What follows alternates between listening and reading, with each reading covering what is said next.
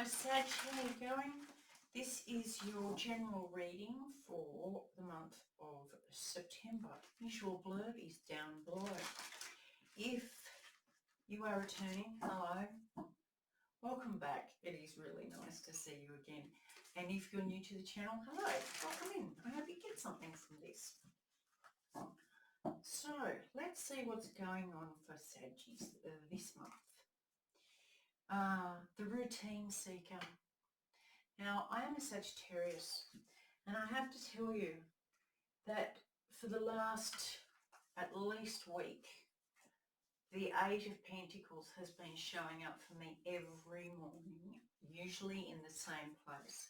So apparently, I'm seeking routine. The Solitude Seeker next. And Reflect. Excellent. So this to me talks about escapism, you know, escaping the mundane, wanting solitude, but only because you want to avoid routine. You know you should get into it, you know there's lots of this, you know better, you should be doing this, you could be doing that, and then it kind of gets to the stage where you're like, I think I'll just sit down and watch another episode of Take a Pick. And then it turns into you've hit the next season. So while seeking solitude is an excellent thing to do, rather than being busy all the time, there is a nice balance. And routine, unfortunately, is part of life. You can't have all the fun without, you know, doing the things you don't want to do as well. It's a nice balance. So that's possibly what we're reflecting on this month. At the bottom of the deck, we've got the Two of Cups. Beautiful energy, and I love these cards. I'll just keep going and then we'll get into it.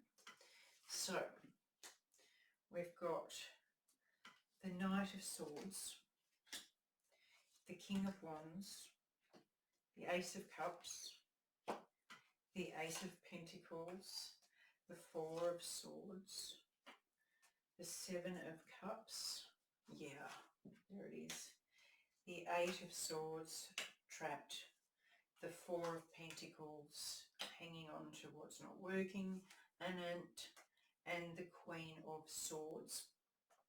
So you've kind of, this is one of those, you know, deep down, but you kind of don't want to hear it. So you do something to make the noise go away, make the should noise go away. Now, at the center of the situation, you've got the Knight of Swords, so you can hear the truth coming in. And it's you know, it's not slow moving. It's there. You've heard it. You know it. And that's the truth. You might not want to, but tough, because it's there. And it's not a nasty energy. He's holding a flower, so it's kind of like, come on, man, it's not all bad. You're just avoiding it. Crossing that is the King of Wands. Now, this is the highest vibration of mature action. It's knowing that action is required in order to progress, in order to understand, in order to move forward. Standing still and drawing breath is good, but that's not what we're talking about here. We're talking about avoidance. And so this is the energy. This is what's crossing us. This is where we need to kind of step up and look. At the foundation is the Ace of Cups. Sometimes there's something we love doing. We want to do it. It's just an absolute passion of ours to do. But the preparing for it, the doing the basics, it's like running a business, you love the clothes that you're setting up. You love styling them. You love putting them out. Do you love balancing the books? No. Do you love putting up with awful customers? No, not particularly. Do you like having to put everything back at the end of the day because customers couldn't do that? No, you don't.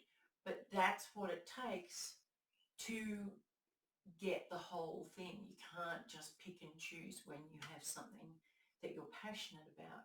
There's always a catch. There's always a part of something that is on the not so fun side. So that's the foundation. We're wanting all the abundance and all the love and joy without, you know, filling the cup up ourselves. In the past, you've got the Ace of Pentacles, and this talks about a new way of doing things. And because it's routine, it is a new way of doing the day-to-day, the house, the career, the home, the health, the family, all of that, the finances, all of that stuff. That's a new way of doing things, a new way of looking at things. So you might have designed a plan. You might have come up with a strategy. You might have, I'm particularly good at designing new schedules of how to get things done and at what times I'll get things done. And they might last about a week before the old routine kicks back in. You've got at the head of the matter is the Seven of Cups, which talks about illusion, delusion, confusion. And it's also a bit of stagnation because there's so much going on. It's like an overwhelm, an abundance of choice. And this can be something that you use to avoid what you've got to do. This is like, how many television programs can you choose from on which streaming service? There's an abundance of distraction out there, and that's just television, not to mention music or sport or clubs or whatever. Pick your distraction. That's heading the matter. So it's kind of like wanting the fun without the work, and then seeing all the options or choices, or alternatively seeing all the things that you should be doing, and it just becomes too much, and then you just go back to your chair. Coming up is the Four of Swords. Now this talks about taking some time out, and in this case it's not taking time out to take time out and take some more time out. This is the reflect part where you go within. You take time out and go, okay, what's really going on? What am I really avoiding? What am I really trying to dodge or duck? Or what feels too big, and why does it feel too big? This is the reflection time, and that's coming up very soon. The sooner you do that, the quicker you'll move past this. The Eight of Swords is where you're currently at, and this is self-trapped thinking, where you have trapped yourself in thought processes where you feel like there's no way out. It's kind of like all or nothing, black and white thinking. It's where you can't see a way out because you're keeping yourself bound. Once you unbind your own blocks and take your blindfold off, then you'll be able to see, oh, I can pull that one out and walk through because I don't need this anymore. What kind of thinking is keeping you trapped? You've got the Four of Pentacles as the environment, and that's hanging on tight, holding on too tight.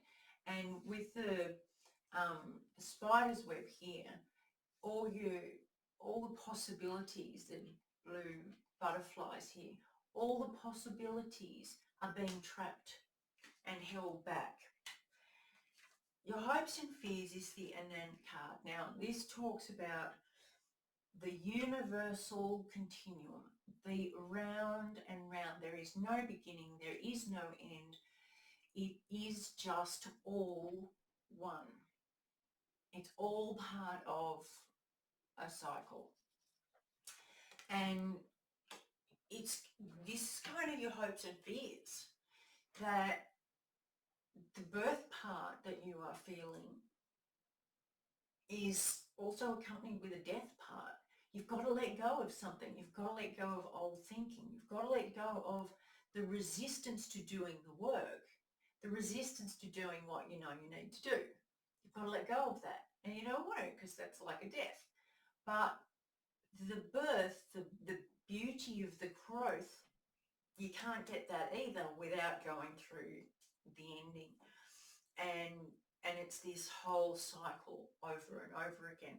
And if you don't go through the ending, you just keep going around and around in circles, and we're back to this reading in 6, 12, 18 months' time. So if you go through this, determine to yourself that it is wise to accept the parts that are blah, ho-hum, you know, that whole, your eye roll is so loud it can be heard down the street. If you get past that and look to what's coming on the other side, what you actually get to do. It's like, here's an example. Do I like setting up my recording system every time I want to record? No. It frustrates the hell out of me. I can't get the angle right. Anyway, short story. Come back, please. I hate that part. I resist that part. Do I love doing this part? Absolutely love it. I love the cards. I love the feel of the cards. I love being able to share with you. I love being able to help you in any way possible, even if it's just an amusement, like the noise that is the pint-size burglar detector we have running around the house. However, back to the story. If you get on board with the good parts and just kind of do the parts that you're not quite happy with, then you get to the good parts and you find it's worth it. The outcome of this is the Queen of Swords. This is the truth seeker. What is the truth in all of this? And what do you get to share? What knowledge do you get to share? What knowledge do you get to receive? What are the best questions to ask? And how can you best use that information to give that to others? And she will not take shit. She will not cop any bullshit. It's like, step into the Queen of Swords energy and ask yourself some hard truths. What is it about this that you're trying to avoid? Because it's there, whether you avoid it or not, it's still there. So better to get it done, and that way it's gone. All right, my loves, I hope this helps. I really hope it helps. What are you avoiding, and what are you going to do to overcome that? Please let me know. Much love.